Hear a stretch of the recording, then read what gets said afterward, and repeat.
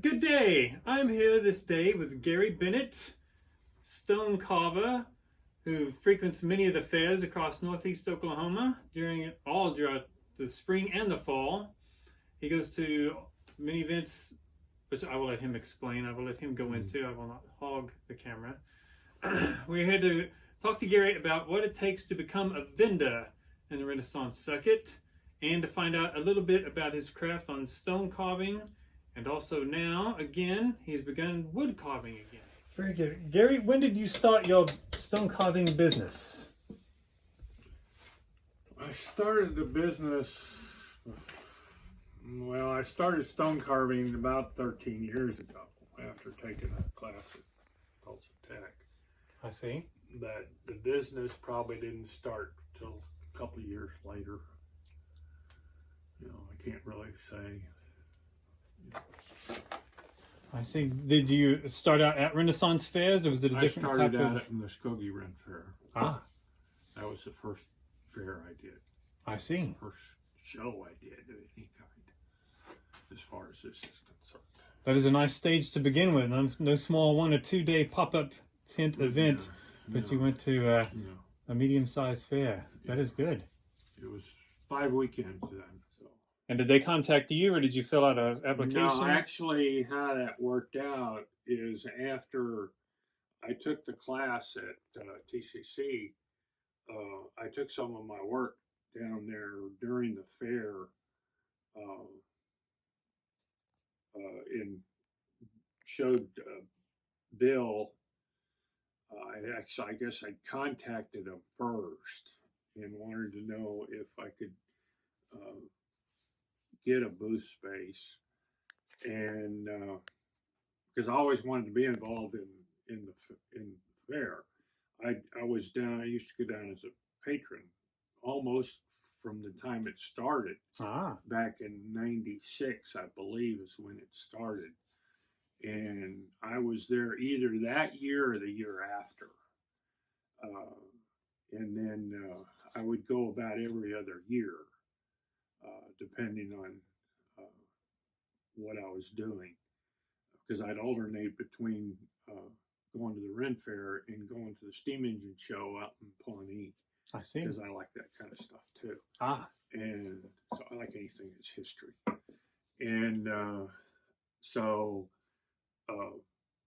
when I took my stuff down there and I showed, my first contact was Bill, who's not there anymore, but he introduced me to Jeff, and Jeff evidently liked my stuff because he almost immediately invited me to get a booth space the following year, which I did, and been there ever since. And that was, I would say that was probably 11 or 12 years ago. And you have a cross that you made that they've put on display. Yeah, at the fair. It is behind. It's in the Memorial Garden. I've got sculptures all over down there. Oh, really? There's one of the early ones is in the Pirate Cove. All right. Skull and Crossbones over the Pirate Museum. Oh, that is yours. And then the Green Man is out in the Fairy Glen. Yeah, it's up in the trees. You have to know where it is. You have to, in order to be able to see it. I see. I haven't been back down in there in several years. I assume it's still there. I've done Rapid Lions for Jeff. I don't know where he's got them. The castle emblem is there. It was outside the mill last year. I've also done, the peacock was last year. The female peacock was done several years ago, which is over by the Avery. I can't even remember all the ones I've done because I do one a year. Well, and mine's a little more involved too because I demonstrate. You know, I don't have just product that I, you know, show up and sell. I'm actually doing my craft while I'm at the show or festival. How did you pick the fairs that you wanted to vend at after you went to Muskogee? Or the events that you vend at, since you don't do so many. Well, okay. The Norman Renaissance Fair, which is in the spring, first weekend in April, I was invited to it by a friend of mine in the blacksmiths organization, the Salt Fork Artist Blacksmiths, Steve Nisley.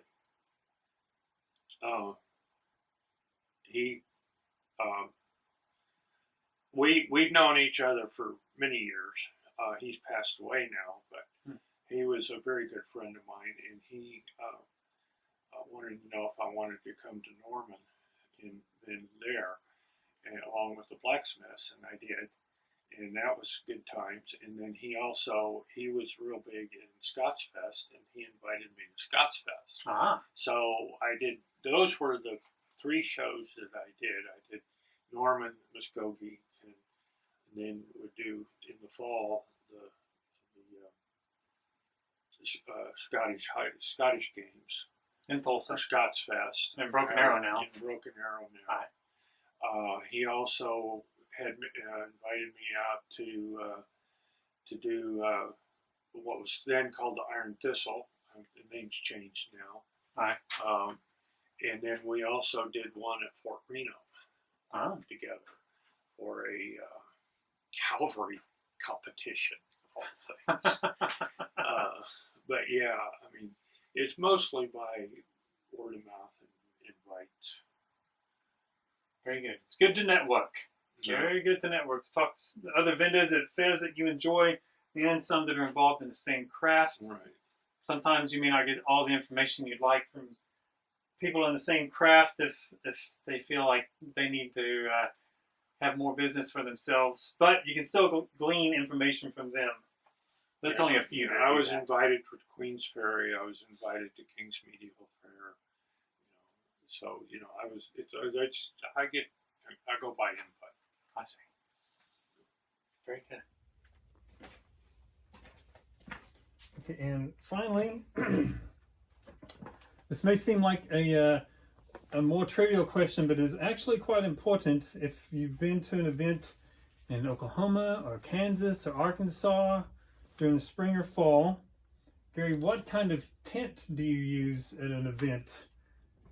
Well, at Muskogee, I've always used, or up until the last couple of years, a Viking-style tent, which is basically a lean-to, which was a tarp on some poles. I see.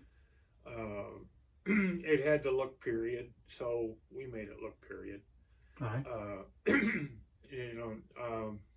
Other fairs, I just use a pop-up. All right. And I decorate it. I usually hang flags or something off around it and stuff like that. So to kind of create a theme of some kind. A stone carver, basically worked under a lean-to anyway of some form. Nothing was ever really fancy. Modern carvers, are all in nice shops and stuff. And of course, this is a nice shop because I had it built.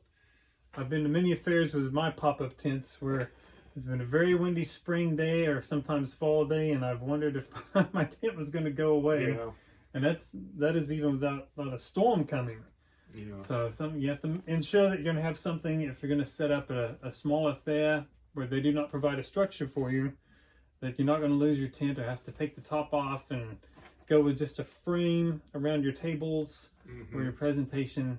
That is something to think about ahead of time. We've had some wind in Veneta. Last spring I almost lost my tent. I think we had wind last year, but I'm thinking of more of the, a couple of years before, where it was, down in the low 40s and the wind blew across that field, and it just blew the constant the whole time we were there. It never stopped. There are not many trees around the fair side. There's nothing out there to stop the wind. Kansas is the same way in lots of parts of Kansas. Where you do, where you take a print off the computer, and you get the word, and then you draw it onto the stone, and then you carve it. A lot of it's done. A lot of the outlining is done with the chisel here. Aye. This is getting it started. First, you know, I'll do a lot of this with the air tools and things like that because it's faster. I see. And then you go to, this is what it looks like when it's almost finished. This here piece is not, will be finished later today, I hope. Very nice. So there's another carving over here that's kind of more in the process too. This one here, where there's some incised work, and this has all been relieved in the background to make this stand out.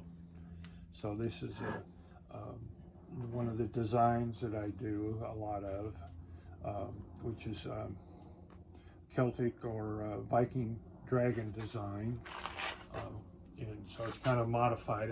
I did it I made it fit the stone. I use, these are all patterns and ideas hanging on the wall here that I use, and there's many more. They're hanging in different places all over the shop. Very nice. So you do not paint any of the stones. You choose different paint. color rock? I very seldom ever paint anything. I have had people paint their work after they get it home.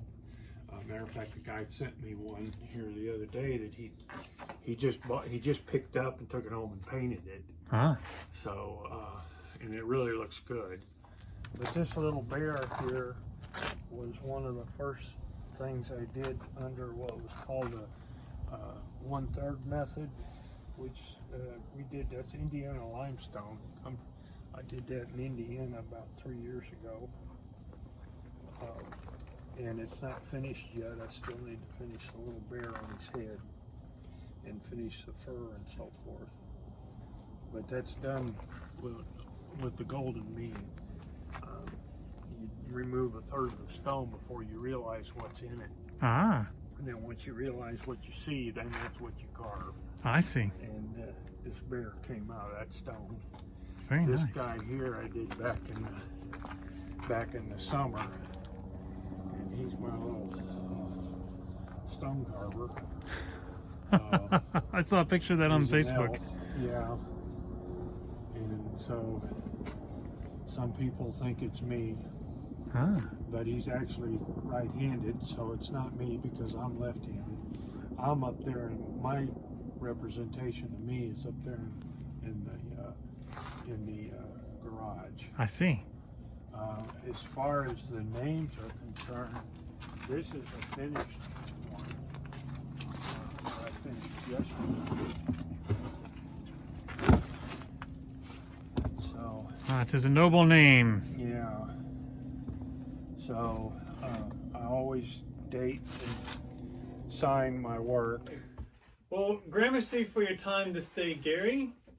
For more information on how he does this, makes these wonderful pieces of art, I will put a link below my video on YouTube to find 3 videos that were made by the Tulsa City County Library in 2020 when he was interviewed for the promotion of the King's Medieval Fair that happened last year in Glenpool, Oklahoma.